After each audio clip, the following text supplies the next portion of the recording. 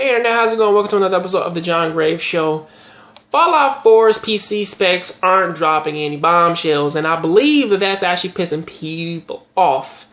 Probably because most of the other games which are coming out for PC, you sort of need like a monster rig to run them.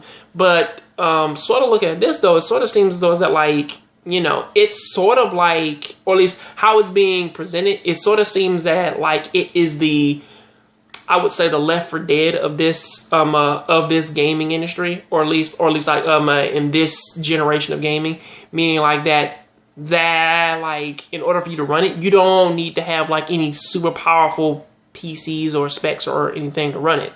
However, if I really do think about it though, it's like one of the major reasons why like Fallout 4 is probably so easy to run is because of the simple fact of that it's usually a very heavily modded game. I mean, even Fallout 3 and Fallout New Vegas are actually super modded in terms of like people throwing in brand new filters, throwing in brand new graphic updates, even throwing in brand new modes. I mean, like, there's a mod out there that actually allows you to play co-op with people in this single player game, supposedly, or at least like in this game that is supposed to be single player and you are supposed to feel alone.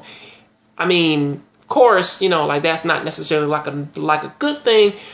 However, you know, with the talks of like Fallout 4 for consoles is finally going to actually get modding in it, or maybe just like the Xbox One version, you look at that and you say, well, with it actually with it actually having such like a low I would say like a very low graphics number, like a gigabyte number, and also for it to have like so many low specs for it to be ran, you look at that and you say, well, that's a good thing. But yeah, let me get into the specs real quick. To run it at the best, or at least have the best Fallout 4 experience, your operating system, of course, Windows 7, 7, 8 or 10, 64-bit. Processor, Intel i7, a 4790 with a 36 gigahertz, or AMD FX 9590 with 4.7 gigahertz, or the equivalent, you know, 8 gigabytes of RAM, 30 gigabytes free of HDD space. And for your graphics card, you probably want to get, at least like they recommend, you get an NVIDIA GTX 70 with 3 gigabytes, or a AMD R9 290X with 4 gigabytes, or equivalent. Now, actually looking at that and knowing that there are higher graphic cards out there, and that there are probably way more powerful processors out there, you look at that and you say, well, that's pretty okay for like its strongest. And pretty much for the minimum requirements, the only differences between like the most powerful and the lowest is just the processor and the graphics card.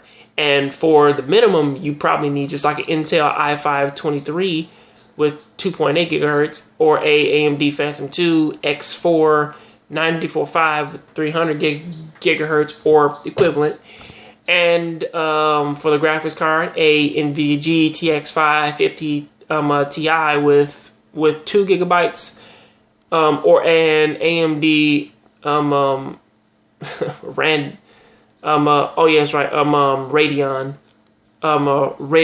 HD 7870 with 2 gigabytes or equivalent. So really, when you do look at it, it's actually pretty okay for people with store-bought computers to actually go ahead and go out and buy your console, or at least get this for PCs, or just get it for consoles, and then you can have a ball. Now I'm still not sure if it's okay to mod just yet, or at least like if you really want to get into modding. I'm not sure if you want to keep those minimum settings, but if you do pretty much want to get into that, it's a good chance that you can probably still do it with the minimum settings, with the highest settings, but like I don't think that you can go too crazy with it.